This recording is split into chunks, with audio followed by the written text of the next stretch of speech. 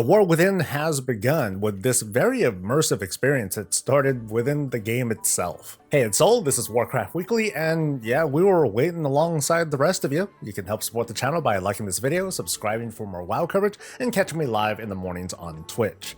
I don't think anyone thought that the big 11.0 systems patch would be a simple half day of maintenance where, realms would come up right on time and we'd have this pleasant walk into the new patch with the sunshine and puppies and cheers and no pants. But many of us sucked up that copium early, mentally, prepared to not show up until later Tuesday evening, or maybe the next day, or maybe you should try logging on now. It's mostly okay. But it wasn't until late Tuesday evening when the hamsters got the wheels turning and Realms greeted us with what would be a pretty mixed performance throughout the week. Numerous bugs and crashes of all sorts. There's problems coming from almost every direction, like bosses not being killable, and reports of mysterious characters showing up on the login screen, the warbank still not working as of this recording, legacy raids having much more HP, and it was wild. It was bad enough that for the first time in recent memory, Blizzard gave a one-day credit to North American players as an apology. Thanks. But we shouldn't understate the significance of this particular pre-expansion patch. Now, these types of patches are always really big with huge layered systems. It's natural for us to think, hey dude, they've been doing this for like 20 years, by now this should be easy. You're right that this is the 10th pre-expansion patch, but each patch is also super unique with its own unique problems, and it has to cover a game that has been increasing in size and scope each time. We've had like a stat squish or a level squish that changes the landscape of the whole ass game, the way our classes grow, the way we interact with the world, the way we commerce with now an entire region, and so much more. What makes this patch a little bit more different is that there's so much happening at once. We no longer need to transfer realms in order to join the guild that we want to. So much of our progression is going to be shared across all of our characters, so much stuff we can trade across the account, although that is buggy too. So many cool things that aren't just about the next expansion, but making the whole game better. But you know what none of these things are? An excuse. Now, of course, don't worry, I'm not trying to give the WoW team too hard of a time, but I hear you. Folks are rightfully pissed. Naturally, we have expectations of our video game making company to deliver. Maybe we're strict, maybe we're relaxed, and each of us has a story to tell. Now, let's not kid ourselves. I'm obviously biased, but think about it. I've been playing this game for what'll be 20 years. Call it a commitment, a relationship, a video game, whatever. Think of your favorite sports team. You're gonna have ups and downs over the years. We went through Legion Legendary RNG. We survived, most of us survived Korthia, but not everyone has been around World of Warcraft for that long, and for some, this is their first WoW expansion pre-patch, and boy, is it an experience. So if you're upset, be upset. Please share that. Don't let anyone talk you down, not even me. But let me also reassure you, we've done this dance before, and speaking for me, I trust that the team is doing what they can with what they can work with. They also need to fix this back. I don't know why the model on this thing was changed from like this to that, but okay, yeah, add that to the pile. There's one very cool change that hopefully still works by the time you see this. If you have a speed set on your character, it just got speedier. Let me explain. Gear from dungeons and raids had their stats bumped up. I have a feeling that this has something to do with raid bosses also being stronger, but I haven't done any personal research. Anyway, since stats have gone up, the gold value of this gear has also gone up, and this change was retroactive.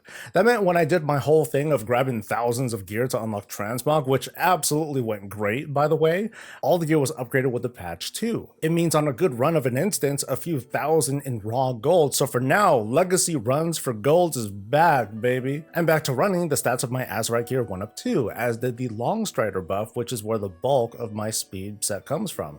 Now, don't get too excited. There's also a bug where we can't choose the traits on our Azerite gear. That might be fixed by the time you watch this, but also the speed could be nerfed too. Just keep an eye out. The impact of this stat or item level bump might be more significant than it first looks. Raw gold farming used to be a really big deal that these days is left to just bots farming hyper spawns using, I think, party sync and chromie time. I think that's how that works.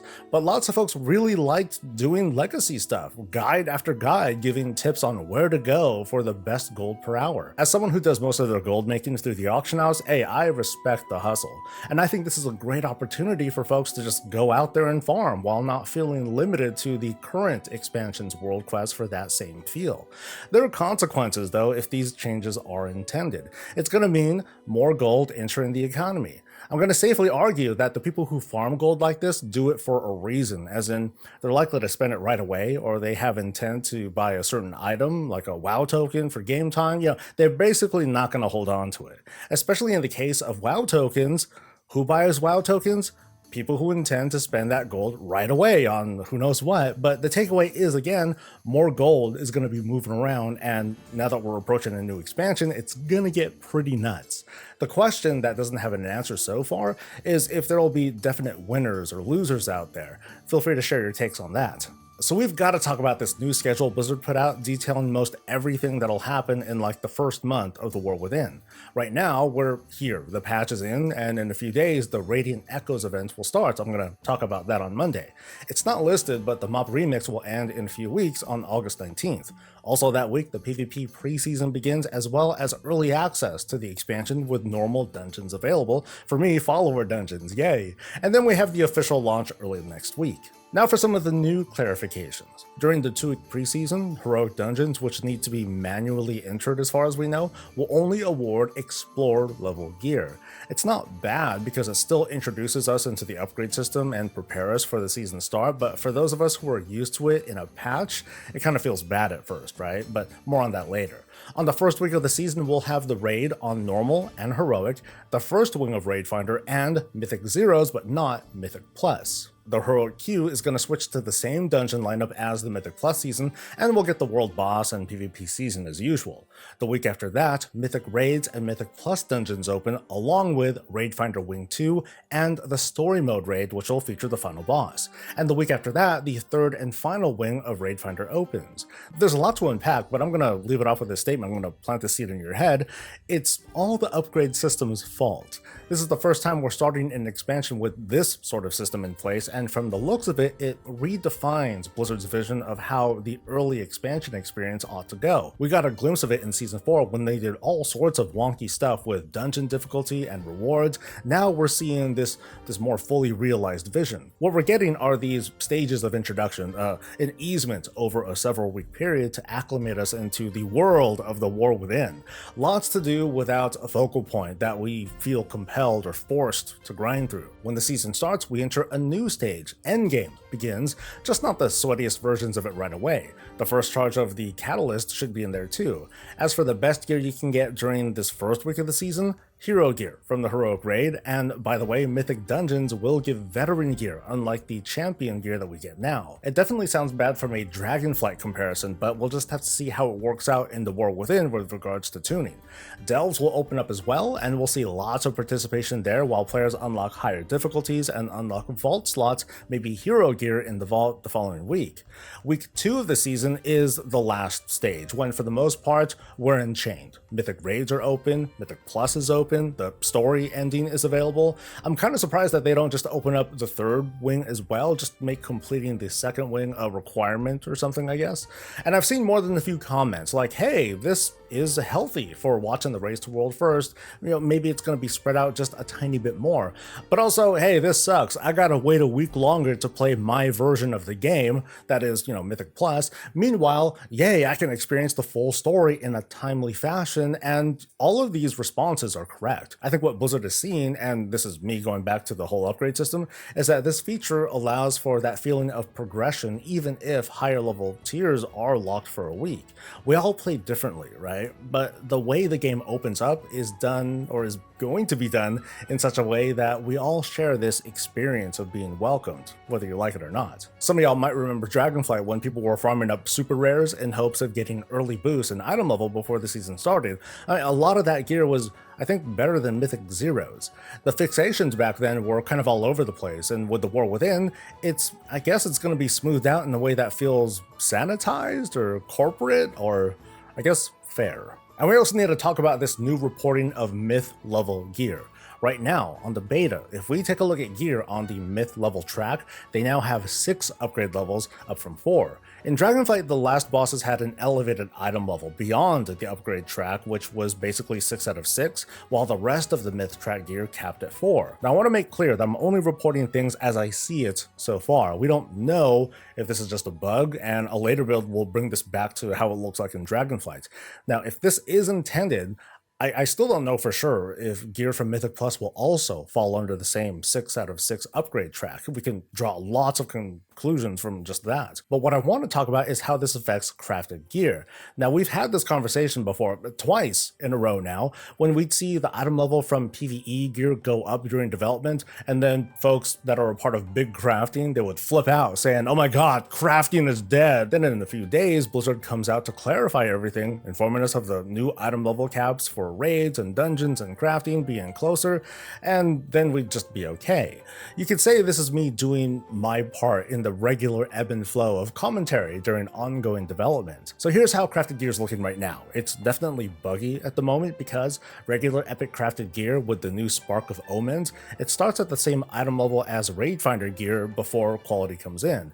Meanwhile, Dragonflight Epic started closer to normal raid gear. At the high end of War Within crafting, the best crafted gear at the highest quality is a whole 10 item level lower than 6 out of 6 mythic gear. Now in Dragonflight it wasn't so bad because there were only a handful of items that do that, otherwise all other mythic gear had the upgrade cap before, which only meant an item level difference of 3. Now if this change on beta stays as is and all the gear has a 6 out of 6 upgrade track, this is going to be very discouraging for gear crafters whose best gear with embellishments and everything needs to at least compete with a whole 10 item level. Consider what it takes to earn the crest needed for the best crafted gear, +9s in Mythic Plus and or Mythic Raids themselves. At that level of play, I can't imagine crafted gear to be anything but what a player would begrudgingly settle for and be happy to replace right away. It makes a player wonder, like, what's the point of going for those? Now, I've predicted that making gear at max quality in the War Within is going to be pretty hard to do this early in the expansion when the industry is still building itself up, and this is on top of the other changes. By the time crafters and the economy get to that point, what's the interest level going to be like? So, it looks like we're being set up for a big loss, but again, we've had this talk before. It would be a comical blunder to have the best crafted gear with all the gathering and skill building involved with making it be designed to be just like a dump or a throwaway for crests, because honestly, throwing high level crests into these as opposed to saving it for actual myth gear, it would be a waste. My guess, this is just a bug. They must have done some fudgy stuff, and in the current build, all myth track gear has these 6 levels, but it's meant to be 4. If they fix that, problem solved, and we can move on with me asking, is the War Within ready? We might be ready, but I gotta ask because the concerns are growing. Doubt is seeping in, especially after this patch, which is still being worked on. Reportedly on the beta, the Awakening the Machine zone event in the Ringing Deeps has been scrubbed with barely a thing to be data mined, and there's no mention of it in build notes or statements. A few class talent trees weren't changed with the pre-patch, but for example with Retribution Paladins, those talent changes in the beta, they weren't in the PTR either, so I wasn't surprised when Blizzard came out in response to say that this wasn't a bug or an oversight, but there would be another update for the War Within launch. In fact, if we look at the roadmap, and this is the same roadmap that I downloaded months ago, you'll notice an 11.0.1 patch for launch. Now that's oddly specific to put onto a roadmap. We're currently on 11.0. I'm not sure if there's going to be other features like a pre-patch questline or something, but not only is a little bit more coming before the expansion, this was planned from the very start. Obviously, Warbank's not working and the numerous other issues, those were not planned, and a whole ass zone feature being removed without explanation, it's hard to ignore. If they were going to delay the War Within, like a month out, now would have been the time, and yet the social media posts are going out as normal, and so far they seem to be standing confident. Maybe too confident. Like, we've just had raids open up on Season of Discovery, Cataclysm Classic is well into its thing, while handling what I see is their most critical release this year. I know there are multiple teams doing all sorts of things concurrently, but even I gotta ask, because I have been, are they stretching themselves thin? I want to hear your thoughts. That's the show, but I also want to bring up some big but indirect news. Roughly the entirety of the WoW team unionized under the name World of Warcraft Game Makers Guild. Now this is huge news for the team because it's the team, not just the QA members or the artists, but everyone who works on it. This will enable the team to do collective bargaining that'll hopefully lead to increased pay and benefits and protections against layoffs. And with it being the whole team, there's no way that Blizzard leadership or Microsoft could just say like, okay, you're all laid off, because then there goes everybody. In fact, in a statement to Variety, Microsoft said, quote, "We continue to support our employees' right to choose how they're represented in the workplace, and we will engage in good faith negotiations with the CWA as we work towards a collective bargaining agreement." The CWA being the Communications Workers of America, the largest media labor union in the US. This week has no shortage of rough edges, but this is pretty awesome news. Happy team means morale is up, it means better World of Warcraft for everyone. So big grats to them. And now back to us. So you might have seen this. This is the new prototype shirt with a weird white thing over there I gotta get rid of. But anyway, I ditched the rest of the white text and I changed the print method. Like you can tell, it sounds normal. It's very breathable, and I'm probably gonna give it a few washes to test it out before I send this out into the wild, along with fixing whatever things I might have messed up. By the way, if you are interested in this here like copium mug here, it is up for sale. A link to the store is below. And we're also approaching the end of the month for Twitch, so you're gonna catch me pushing hard for regular Twitch subs and not gifted subs, not primes. Like those who individually subscribe to the channel at a tier 1 or higher, they help contribute to us getting a Partner Plus promotion, which helps the channel a ton. And currently I'm at I'm going to put up whatever number that we're at here. I promise if we hit our goal of 100 this month, you're not going to see me mention this for a whole ass year. It'll even help me set up more cool stuff like more emotes and merch, maybe even get me to redecorate all this stuff behind me. Finally, let's give thanks to the incredible folks over on Twitch. Your support has been keeping me going, and I very, very much appreciate it. To our patrons, y'all came out in force too, because once again, we have new members. Let's give a big welcome to Macroholic and Tomas. Thank you so much. And here you are, folks. Welcome, the Algorithm Squad. Hi. Thank you for making it to the end. Sound off in the comments, and please like the video, subscribe for more WoW coverage. Catch me live, and I'll catch you later. Stay safe, stay healthy, and stay breezy.